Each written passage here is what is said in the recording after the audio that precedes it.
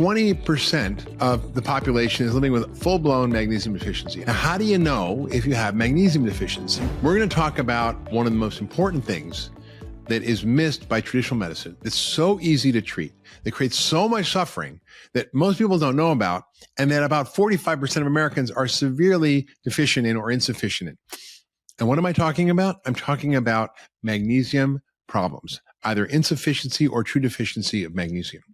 Now, how do you know if you have magnesium deficiency? Well, I call magnesium the relaxation mineral. Basically, anything that twitches, spasms, cramps, or is irritable in your body is likely in full or in part related to inadequate magnesium levels. Things like heart palpitations, anxiety, depression, insomnia, blood sugar issues, hormone imbalances, irritability, aggressiveness, PMS, menstrual cramps, preterm labor, muscle spasms, tremors, vertigo, ringing in your ears, tinnitus, chronic pain, muscle weakness, kidney stones, angina, high blood pressure, constipation, acid reflux, headaches, hearing loss, being sensitive to loud noises, immune dysfunction, seizures, right, which is irritability of your brain, cognitive decline, and all these muscle cramps are related to potentially low magnesium levels. So if you have any of these symptoms, you got to be thinking about magnesium. So why is it a problem? Well, about 20% of the population is living with overt magnesium deficiency. This is full-blown magnesium deficiency. And that's like 1 in 5 people. That's a lot of people. Subclinical or insufficiency, not true deficiency, which you see on a lab test, but insufficiency can affect up to 80% of the population. Now, why is this important? Well, unlike drugs, which work with one pathway and one particular reaction in the body, magnesium and most vitamins and minerals, by the way, work on hundreds and hundreds of different pathways. And magnesium is involved in over 600 enzymatic reactions in your body. Now, enzymes help convert one molecule to another, critical for everything. And it basically influences every single one of our biological systems, which is why it can cause symptoms all over the place, from your brain to your heart, to your gut and constipation, to menstrual issues and cramps and muscles. I mean, it's literally everything. And in low levels or suboptimal levels impact every area of our health, increase our risk for chronic disease. So it's not just kind of this annoying symptoms like muscle cramps. It puts you at big risk for serious illnesses. Now, it really probably should be considered a public health crisis, but most physicians don't test for it. It's not on your regular blood panel you get every year. If they do agree to test for it, they're likely run what we call a serum magnesium test. That's what I learned in medical school. But it's not really the indicator of what's happening in your body. It's like this joke I often tell when I'm giving a lecture. I say, this guy dropped his keys on the street, and his friend comes over and sees him looking under this lamppost. And he goes, well, why? What are you looking for? What are you doing? He says, well, I'm looking for my keys. He said, where'd you drop them? He said, well, I dropped them down the street. But he said, well, why are you looking over here? He says, well, the light's better here under the lamppost. So that's how medicine is. It's easy to test serum magnesium, but it's not the right way to find out if you're low or not. I mean, if it's low on serum magnesium, you're really, really low. By the time it gets low, you're in trouble. Now, in a perfect world, I'd have the chance to see millions of patients. But the truth is, I'm just one doctor. Over 30 years of seeing millions of biomarkers in tens of thousands of patients, I've come to understand that much is being missed by conventional healthcare. We often wait until we have symptoms of diseases, then we get tested. But the transition from wellness to illness can often be detected decades before any symptom or diagnosis. I want people to have access to their own health data and the ability to engage in self-care and lifestyle practices that I believe can optimize their health and reverse the trajectory of chronic diseases that now affect 6 in 10 Americans and accounts for over $4 trillion in healthcare costs. And that is why I recently co-founded Function Health, where I'm the chief medical officer. Function is a revolutionary way to understand and manage your health through lab testing that you are often not getting through your healthcare system. All the results are delivered in an easy-to-use dashboard that tracks your numbers over time and gives you actionable insights for every biomarker. The best test, which is really not practical, is something called a magnesium loading test, which is a 24-hour urine test. And you basically give people magnesium IV, and then you collect their urine for 24 hours, and you see what spills out. And if they don't spill out anything, it means they're low in magnesium. If they spill out a lot, it means their body's good and they can get rid of what they don't need. The next best test, and what we do with Function Health, is called the red blood cell magnesium level. Now, this is not as good as the magnesium loading test, but it's pretty good. And it gives you a sense if you're insufficient or low. And people should be over 5. And often we see levels much lower than that. Okay, so what does magnesium do? Why should you care? As I mentioned, I call it the relaxation mineral. I think about Epsom salt, right? That's magnesium sulfate. You soak in a hot bath, your muscles get relaxed, you don't have soreness. It just basically relaxes everything. And again, it controls over 600 different enzyme reactions. It helps in the production of ATP, which is the thing that makes you move and grow and do everything you do. It's basically the energy of life. And it's really the key to making energy in the body. And often when you see low magnesium, and I've had this before, it can be something that's found in chronic fatigue syndrome, fibromyalgia. Often if you have insulin sensitivity issues, in other words, you're insulin resistant, and your blood sugar is not good, it could be low magnesium. And magnesium is very much involved in blood sugar regulation. Also, it's involved in regulation of vitamin D in the body, the activation and transport of vitamin D. It's important. You're not just for muscle health and contraction and relaxation of muscles, but also bone strength and bone density. It's also critical in making hormones such as testosterone, progesterone, estrogen. It's important in the synthesis of neurotransmitters in your brain. It's involved in calming and relaxation, and inhibits the release of what we call excitatory neurotransmitters. It's also involved in DNA repair. It's involved in fluid and electrolyte balance, right, with calcium, sodium, potassium, and hydration, which is why it's often an electrolyte. So it's really important for electrolyte replacement. It's critical for heart, right? I mean, heart, having a healthy heartbeat, blood pressure. High blood pressure is basically tightness of the arteries and the blood vessels. And so magnesium is used in relaxation. We actually, when we have patients with really severe diseases, this is what's so interesting. When I trained as a doctor, it was kind of a last resort drug, right? It's a mineral, but it was a drug that we used when things didn't work or nothing else worked, for example. So if you're in every ICU, in every cardiac unit, in every emergency room, it's on the crash cart, which is basically what we use when we resuscitate a person who basically has their heart stop breathing. And when none of the drugs work, the last thing we give to stop a cardiac arrhythmia, which is the rapid beating of the heart that can kill you, we use intravenous magnesium. We use it to treat preterm labor. If someone comes in early labor, we give them IV magnesium. If someone has high blood pressure in pregnancy, called preeclampsia, and that causes seizures, we give them intravenous magnesium, and we only use it when everything else has failed. But it shouldn't really be like that. We also use it for bowel prep. If you're constipated, it's basically one of the best treatments, milk of magnesia. You heard of that. And it also is used to prep for colonoscopy, such as magnesium citrate, which makes you really go. So it's used in everything in the body. We use it in medicine a lot. It's just kind of one of those things that doctors don't really think about as a problem for people when they come in with all these symptoms. So the question is, why are we deficient, right? Well, 75% of Americans aren't eating enough magnesium in their diet. Where does it come from? Dark greens, beans, nuts, seeds, seaweed. People don't eat that. It's declining soil quality. It's resulted in almost a 50% decline in magnesium in fruits and vegetables over the last 50 years. There's been a dramatic decline. So I think it's really concerning. Also, about 25% of kids are magnesium deficient, which is very concerning to me too, because it's critical for their bodies and to grow. Another thing is ultra-processed foods deplete magnesium. So 60% of our diet is ultra-processed food. 67% of kids' diets. Food processing reduces magnesium in the food by up to 80%. Also, if we eat a lot of high starch and sugar foods, which is our standard American diet or SAD diet, those foods deplete magnesium. So the more sugar you eat, the more starch you eat, the more you lose magnesium. It increases the rate of excretion of magnesium, and that's not good. So you eat sugar and starch, pee out magnesium. Also, the recommended levels are to prevent deficiency diseases. The RDA, what we call the RDA, is about 300 to 420 milligrams. It's just too low. It's said to prevent deficiencies, but it's not really about optimal health. And about half the population doesn't even get the minimum amount you need to prevent deficiency. And globally, it's a huge problem as well. And a study of healthy university students in Brazil, they consumed an average of about 215 milligrams of magnesium, and 42% had low levels in healthy, quote, healthy college students. Also, there's a number of groups that are higher risk for magnesium deficiency. So if you're in one of these groups, you got to pay attention. If you're pre-diabetic or diabetic, if you're low in magnesium, it increases the risk of various things like eye damage or retinopathy, neuropathy, nerve damage, kidney disease, and blood vessel disease. It's really critical in regulating our blood sugar. For women, it's involved in estrogen regulation, metabolism, detoxification, and deficiency is present in about 80% of pregnant women and 55% of women with hormone-related issues. Think about that. If you're pregnant and 80% of women are deficient, it's one of the biggest causes of preterm labor is low magnesium levels. So if you have low preterm labor or you have high blood pressure in pregnancy, like I said before, we treat you with intravenous magnesium. So why not take magnesium? Also, you can get constipated when you're pregnant too. So it helps with all that.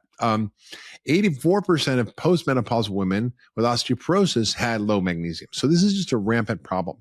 As you get older, you're not so good at absorbing things. It's another group that has risk. So you don't absorb it. You excrete more magnesium. If you have certain age-related diseases that cause low magnesium, certain medications we'll talk about in a minute can lower magnesium levels and make you pee out magnesium. Often things that are used to treat high blood pressure, like diuretics.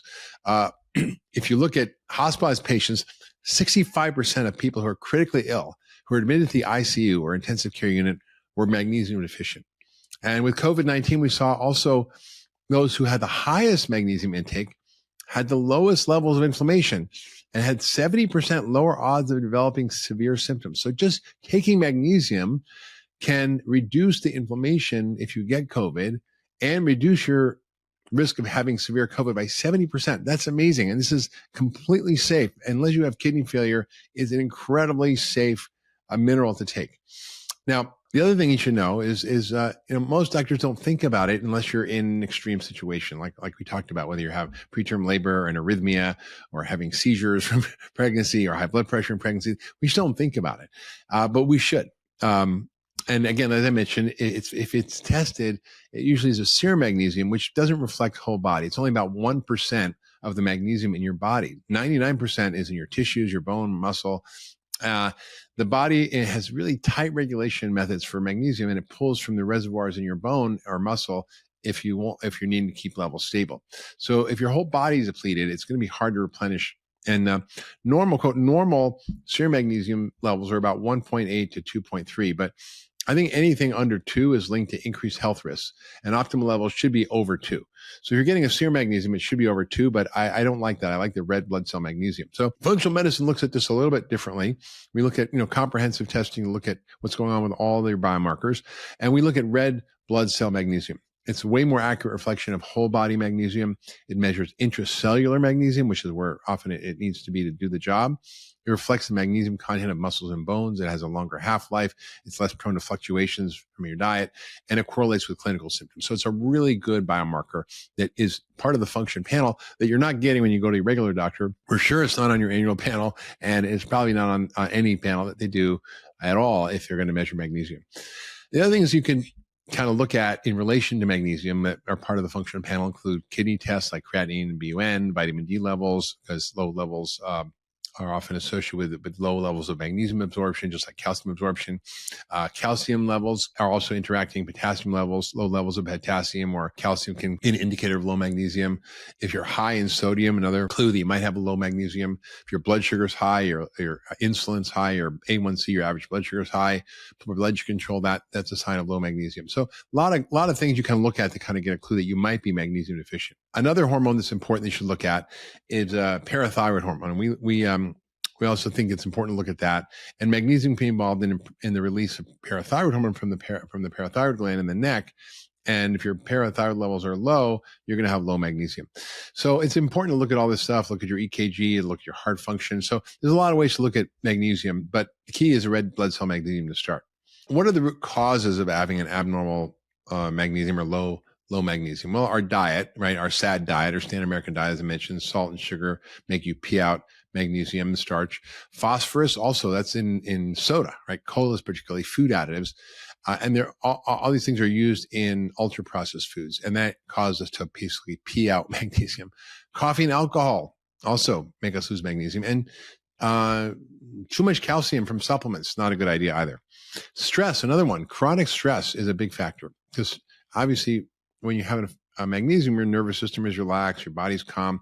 When you are stressed, you actually pee out magnesium. Those living in Kosovo during the War in One study had higher cortisol levels, which is a stress hormone, and lower magnesium levels.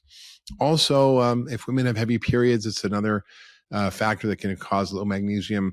Malabsorption issues, if you have celiac, inflammatory bowel disease, colitis, Crohn's. If you have diarrhea, you lose magnesium.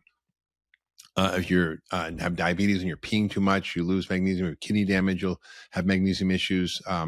Also, if you sweat a lot, like you do saunas, exercise, go in a hot climate, you're going to, without electrolyte replacement, get into low magnesium states. Again, over supplementation with calcium, you don't want to do that. And then a few other things can cause you to have magnesium issues. One is having aluminum from antacids and cookware, food additives, drinking water, deodorant, all that will potentially affect your magnesium. Drugs, a lot of drugs, as I mentioned, affect magnesium levels. So these are common drugs like diuretics, which are used in high blood pressure, which is often a low magnesium issue. Certain antibiotics, steroids, I mentioned the cortisol will make you lose magnesium, used for inflammatory disorders. Acid blocking drugs we use for reflux are horrible because they block acid, which you need to absorb minerals such as magnesium. And other deficiencies of nutrients like vitamin B6 or vitamin D or selenium often will cause us to have low magnesium. All right, so what are the things we talked about? Let's just kind of go over those. What are the things we should be worried about that can be related to magnesium deficiency? Well, cardiometabolic disease, type 2 diabetes, as I mentioned. In one small study, they looked at the intracellular magnesium status of patients with diabetes, and it was depleted over 30% of patients. And now this problem affects 93% of the population to some degree or another. Heart disease, another big category. If you have coronary artery disease, this is the Rotterdam study, looked at 10,000 people, reported a 36% greater risk of death from heart attacks and a 54% greater risk of sudden cardiac death in those with low serum magnesium levels. So that's really concerning. So if you have low magnesium, you're 54% greater to die from sudden death, 30% greater risk of having a heart attack. That's bad. If you have high blood pressure, often a clue that you might be low in magnesium because magnesium relaxes blood vessels and improves flexibility. If you have palpitations or rapid heartbeat, again, magnesium could be the cure.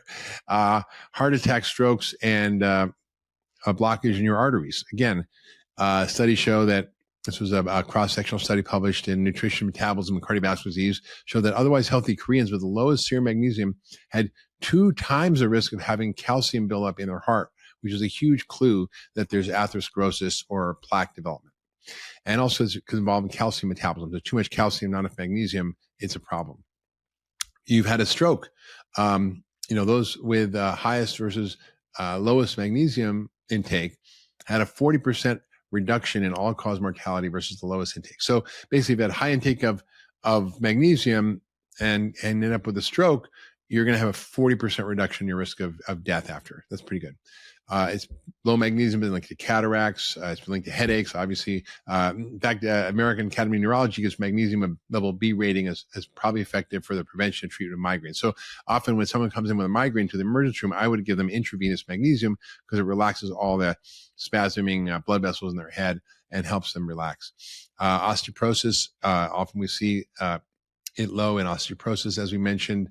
We see a problem with chronic fatigue and fibromyalgia, mood disorders, anxiety, depression, ADHD, autism often is very low in these problems. Sleep issues, if you have insomnia and you can't sleep or other problems, that may be magnesium. It's one of the best sleep aids out there. People don't realize it. If you take magnesium at night, you'll sleep well. And Epsom salt baths do the same thing. You can get it through your skin. If you have hormone issues like PMS, often a low magnesium issue, or PCOS, fibromyalgia, as I mentioned, asthma, twitchy airways, chronic kidney disease, seizures, all these things can be a clue that they may be low magnesium. Now, what about high magnesium? Well, this is very rare, but there are certain things that can cause it. If you have chronic kidney failure, adrenal issues, maybe different kinds of tumors or problems with your adrenals, overtaking antacids with magnesium in them, severe dehydration because it changes your electrolyte balance and you lose a lot of potassium and sodium.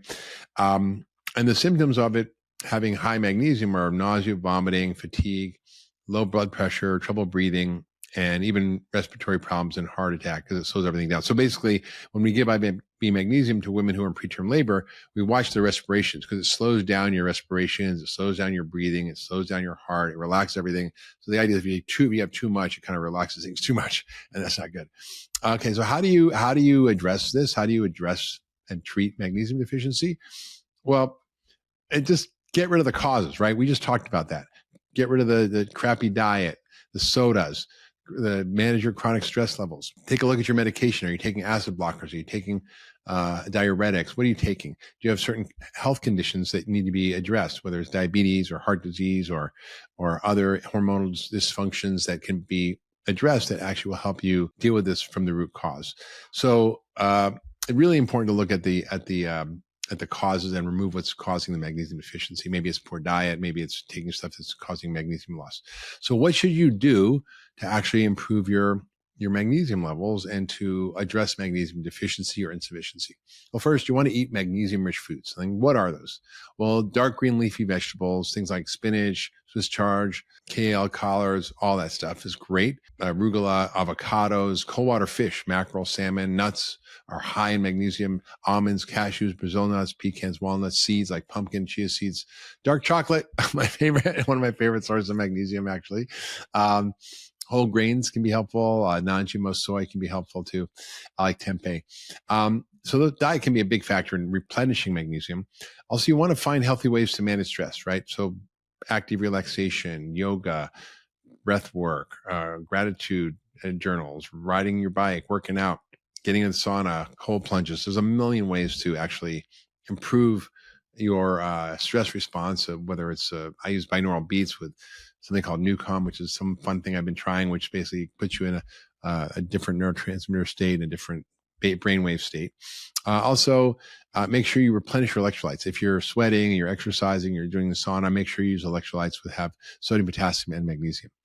And then supplements. What about supplements? I think, of all the supplements, of all the things that I use, one of the most important is magnesium. Probably the second in vitamin D, and third would be fish oil. But it's so important. And most people have such improvements pretty quickly when they take it. And it can improve your sleep. It can reduce anxiety. It can reduce palpitations. It can reduce muscle twitching, muscle cramps. I mean, so many things, constipation. Now, there's a lot of different forms of magnesium, so you should be aware with all the different forms. But the dose should probably be between 400 to 1,000 milligrams of magnesium a day. Now, there are many different forms with all different effects, so you have to figure out what you need. For example, my favorite basic one for everybody is magnesium glycinate. It's broad spectrum. It works across a lot of things that help with sleep, with relaxation, anxiety, PMS, cardiovascular health, best taken at night. Magnesium citrate you can use if you have constipation, so that actually helps you go to the bathroom. Magnesium threonate, better for the brain, gets in the brain better. Anxiety and depression is what I use those for. Some are also better for muscles, like magnesium taurate, which is great for muscle recovery, blood sugar regulation, heart health. Magnesium malate, again, this is part of the mitochondria and energy cycle, so it helps energy and athletic performance. Magnesium sulfate, we use that, that's Epsom salt. So you can absorb it through your skin. You can try my Ultra Bath, which is 2 cups of Epsom salt and 10 drops of lavender oil, hot water, soak in that for 10 to 20 minutes before you go to bed. You'll sleep like a baby. So basically, just to review, magnesium is so important. It plays a critical role in optimal health and longevity and chronic disease prevention. Conventional medicine often focuses on treating the acute issues and not understanding the root causes. You really shouldn't be waiting for symptoms to appear to take charge of your health. You really want to get to the root cause. But if you have any of these issues that I mentioned in this podcast, knowing your magnesium level and knowing your numbers here can help you really get a hold of this and help you engage in a more preventive approach with diet and lifestyle and supplements, which can increase the quality of your life and who knows, maybe even save it. And make sure you get the right magnesium test, which is part of the annual function panel. It's the red blood cell magnesium. If you love that last video, you're going to love the next one. Check it out here. It supports your muscle strength and function, really important for muscle health. It supports your brain health, your mood, cognitive function, neurotransmitters like serotonin, dopamine, cognitive function in terms of neuroprotection against things like Alzheimer's and Parkinson's. It also helps your